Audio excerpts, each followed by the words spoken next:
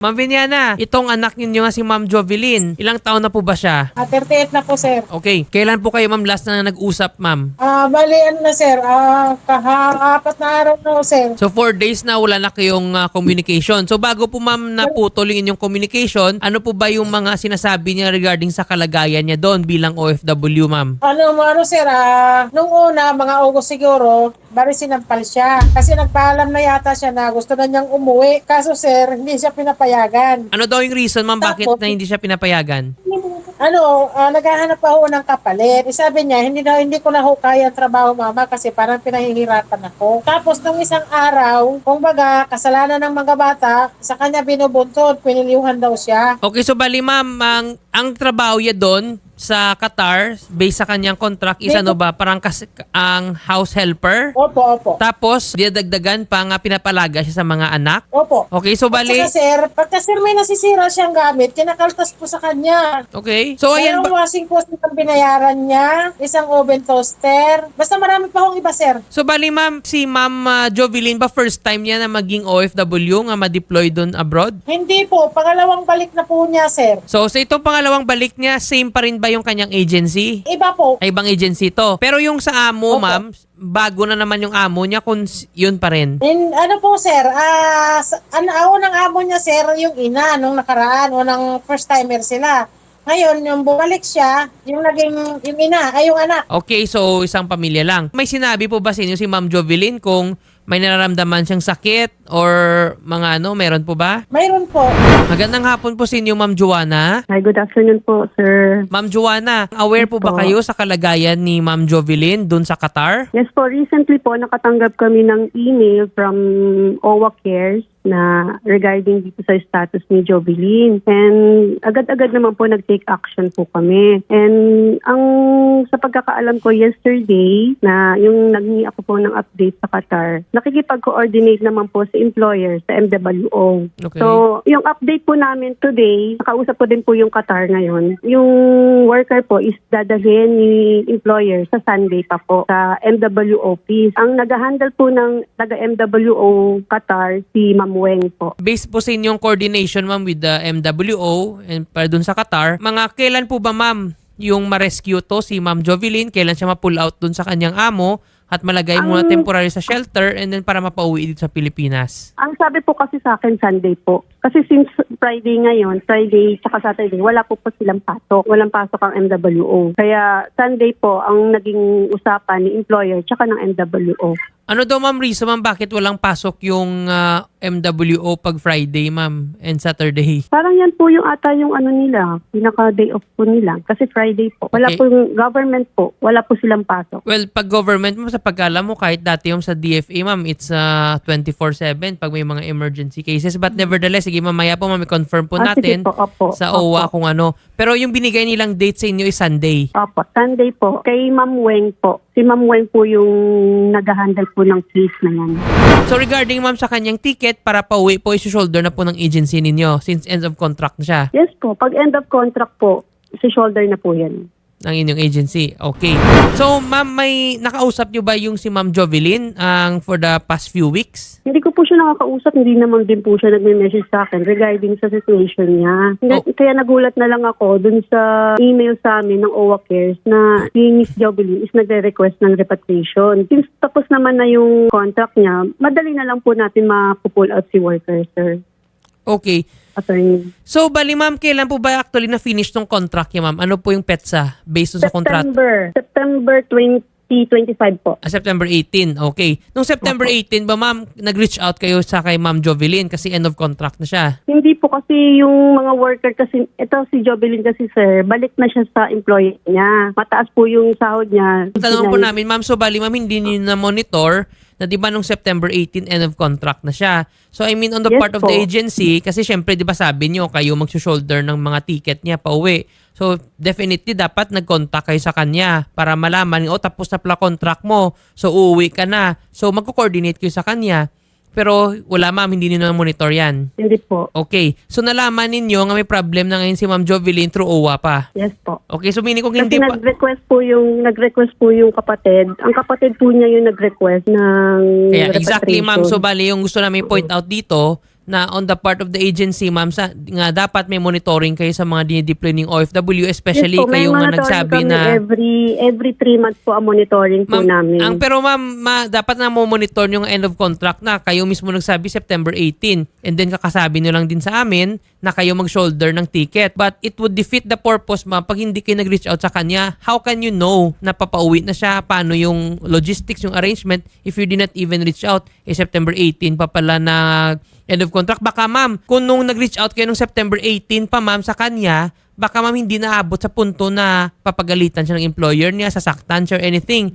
Kasi for every time ma'am na delay yung kanyang pag-uwi sa Pilipinas, hindi natin alam anong mangyayari dun sa kanya sa Qatar. Especially nga we know naman nga daming cases sa Middle East kasi nasaktan yung mga OFW. Kaya on your part, ma'am, actually may lapses yung agency, ma'am. You did not monitor with the diligence of a good father of a family itong mga OFW natin. Na sana hindi na umabot sa ganitong punto. But nevertheless, since nangyari na, so we highly request, Ma'am Joanna, na yung agency ninyo makipag-coordinate doon sa, kung may FRA man kayo doon, pati na sa MWO doon sa Riyadh, para nga by Sunday, ma-sure nga makauwi na dito si Ma'am Jovelyn. So kayo na din bahala, ma'am, sa mga exit visa niya. I-surrender na po siya sa MWO by Sunday. Pero dapat, ma'am, agad-agad na, ma'am, once nga na ayos na doon and everything, dapat ma-book nyo na yung ticket, ma'am, kasi nga Yes September po. 18 pa nga to na end yung contract po. niya. Kapag okay na po yung lahat ng yung papers niya na makauwi. Kasi in the po first agad minute, yan. dapat tinunulungan nyo siya, ma'am, noong September 18 ng end of contract na inayos na yung papel niya. Hindi na dapat pang pinabot pa ng October 17 na ngayon eh. It's 1 month has passed. Tapos, wala pa ring action, di ba? Kaya nagka-problema pa yung OFW natin.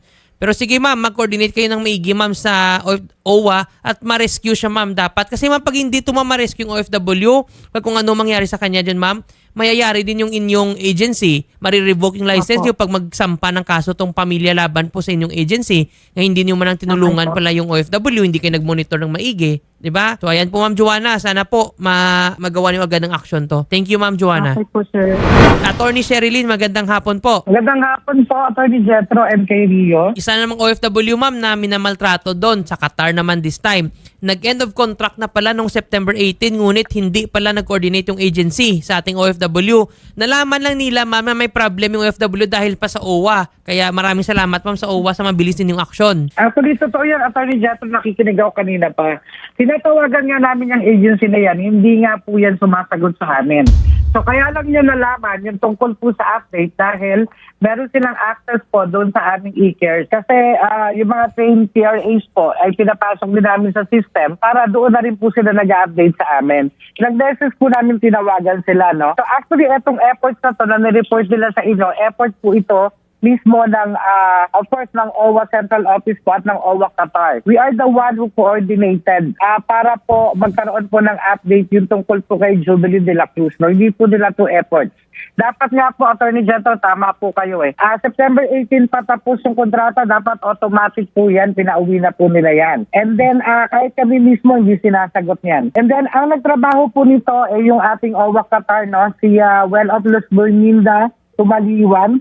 At in fact, na po mismo yung tumawag po sa ating sa employer po ni Jubilee. At yun nga po yung report niya kanina po, no, na dadali na po sa ating MWO o Qatar po si Jubilee sa Sunday at titikita na po siya. Kasi po pag Friday po sa Qatar, Atty. Jetro, Yes, ma'am. holiday po siya eh. Parang Okay. Sunday po siya sa atin. Opo. Ayan. So ayan po, Tertiary, thank you sa pag-clear nito kasi kanina po kiniklaim pa nga ng agency nga parang effort pa nila nga mapauwi dito yung OFW. Ngunit alam na alam natin nga hindi nga sila nag-monitor eh. So thank you for that, Attorney Tama. Sherilyn, no? So hopefully sana po, ma'am, mapauwi talaga ito at ma-rescue na agad si Ma'am Jovelyn kasi alalang-alala na po yung mother niya, si Ma'am Vinyana, and mukhang sinasaktan na daw dun si si Ma'am Jovelyn, kinakaltasan ng sahod at saka parang minamaltrato pati ng mga anak, ma'am. Okay, Atty. Jetro, sisiguraduhin namin na kung meron pa siyang unpaid claims, pinapapunta na po yung employer mismo po at si Jubilee sa Sunday at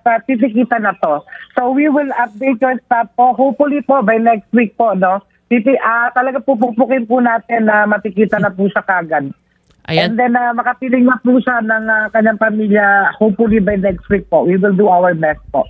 Maraming salamat po si Attorney Sherilyn. And also ma'am, if ever yung family ma'am mag-complaint ma'am regarding sa agency ma'am, so same procedure ma'am, no? Pag uwi dito, mag-file na sa ng complaint sa DMW. Yes, we encourage them, Attorney Jetro, kasi paulit-ulit lang itong mga agency na to. Na kami mismo nga, hindi nga po sinasagot. Paano pa po yung kanilang mga deployed workers? Tama yan, Kaya ma'am. sana po mag-file po talaga sila ng complaint. Salamat, Attorney. Sige po. Thank you very much again, Attorney Sherilyn Malonzo, sa ating superwoman ng OWA. Maraming salamat po, ma'am. Thank you po. So, ayan po, Ma'am Viniana. So, narinig niyo po, tutulungan po kayo, ma'am, ng OWA through Attorney Sherilyn Malonzo. So, kino-coordinate din doon sa kanyang mga team sa Qatar para po ma-rescue na. So by Sunday, baka malipat na po sa shelter ng MWO and then by next week po, makauwi na ma'am. I-try talaga nila yung best na by next week ma'am, makapiling na po yung inyong anak na si Ma'am Jovelyn de la Cruz. And then pag nakarating na dito ma'am, we would suggest ma'am na magsampa po kayo ng reklamo laban po dito sa agency na Ascent Skills Human Resource Services. Itutulungan ni kayo po ma'am ng team ng Wanted sa radyo, pati ng OWA ma'am, para magsampa ng kaso sa DMW laban dito sa agency ninyo ma'am, para mabigyan sa ng leksyon ma'am. Ayan po ma'am, maraming salamat po ma'am. Sana po maganda yung kalagayan niya ngayon, sir, kasi hindi ko na po siya nakukontak. Sana hindi siya sinasaktan ng amo niya ngayon kasi baka alam na ng amo niya na nagreklamo ako kasi hindi ko tanggap na sinasaktan nila yung anak ko. Yan lang po, sir. Salamat po. Ayan po. Sige po ma'am Viniana. We are always praying na in good and healthy, safe environment si Ma'am Jovelyn and makauwi siya dito ma'am na safe and sound para makapiling po kayo. So maraming salamat ulit ma'am sa tiwala ninyong binigay dito sa Wanted sa radyo at kay Senator Idol Raffy Tulfo. Thank you po ma'am and God bless po. And once may ticket na ma'am, ipapaalam po yan ng aming staff. Tatawagan din po kayo at para i-update kayo kung ano na yung kalagayan doon ni Ma'am Jovelyn. Maraming salamat po Ma'am Viniana sa tiwalang binigay mo po kay Idol Raffy.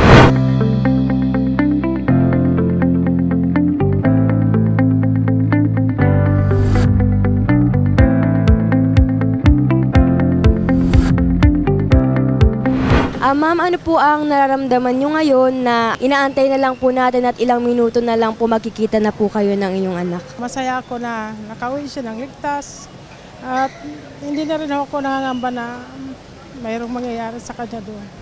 Ano pong pakaramdam nyo, tatay, na makikita nyo na po yung anak ninyo? Masaya po dahil siya siyempre makauwi na. Makakapiling na po namin. Maraming salamat po kay Mr. Raffy Tulfo. Ano po yung naramdaman nyo noong nagsabi sa inyo yung anak nyo na ganun po yung dinaranas niya doon po sa ibang bansa? Ako ma'am, hindi talaga ako nakakatulog na pag tumatawag siya sa akin na minsan, "Ma, tulungan mo ako at hindi ko na kaya, sinasaktan na ako." Hindi ako nagdalawang isip na lumapit ako kay si Raffy. Mabuti na lang at tinulungan niya agad ako at ito na, pauwi na siya. Ano po yung ginawa ninyong way ng mga panahon na hindi nyo po nakakausap or wala kayong komunikasyon kay Ma'am Jovelyn? Takot at iniisip ko baka mapatulad siya sa ibang mga OFW na bangkay ng dadating dito sa Pilipinas. Nangangamba ho ako. Nagdasal na lang ho ako na sana ligtas siya. Okay naman po. Pinagbigyan naman ako ng Panginoon. Anong pakiramdam mo? Makikita mo na si mama mo? Saya. Pag nakita mo si mama, anong gagawin mo? Yakapin po. Mama, nangis kita. Tara ma'am, antayin na lang po natin at ilang minuto na lang po ay makakasama nyo na po or makikita nyo na po si Ma'am Jovelyn.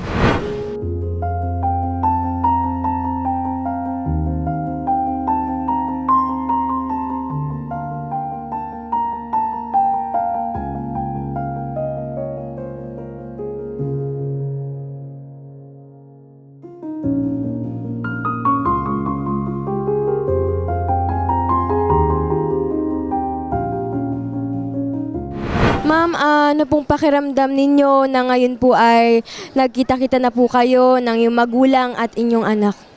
Wala pong kapantay na saya, ma'am. Kasi di ko na po inisip na makakauwi ako ng maayos yung ganito. Kasi abot-abot na po talaga yung takot eh. Ano po yung nagsilbing aral sa inyo? Maging matatag siguro. At saka dasal talaga. Yung matinding pananalig sa Panginoon talaga. Hindi man ako paladasal na tao pero ito ngayon nasubukan ko.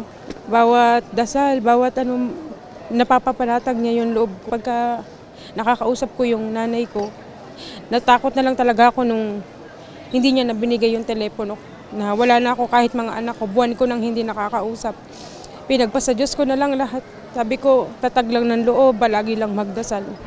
Sobrang nagpapasalamat ako sa nanay ko kasi kung hindi ko po agad nasabi sa nanay ko, baka hindi ko na po alam anong mangyayari nung susunod na araw na yun. Yung huling namin nung amo ko. Kaya nung naisip ko na lumapit na ako sa nanay ko, yung pagmamahal niya bilang ina sa akin, sa amin, ng mga kapatid ko, walang katumbas yun. Okay.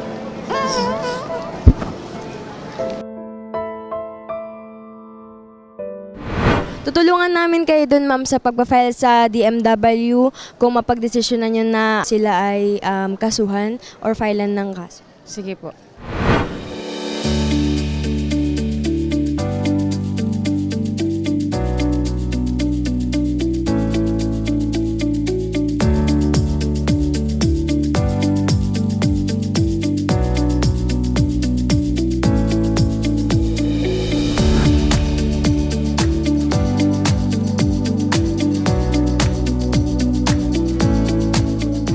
Ngayon po, ma'am, ay nandito na po tayo sa inyong tahanan. Ano pong pakiramdam ninyo at muli nyo pong nakita itong bahay ninyo, ma'am?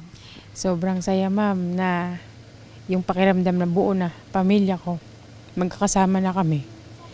At sobrang nagpapasalamat kami kay Senator Rapi Tulfo na sa agarang aksyon makuha ako sa employer ko at makabalik ng Pilipinas. Maraming salamat po, Sir Rapi.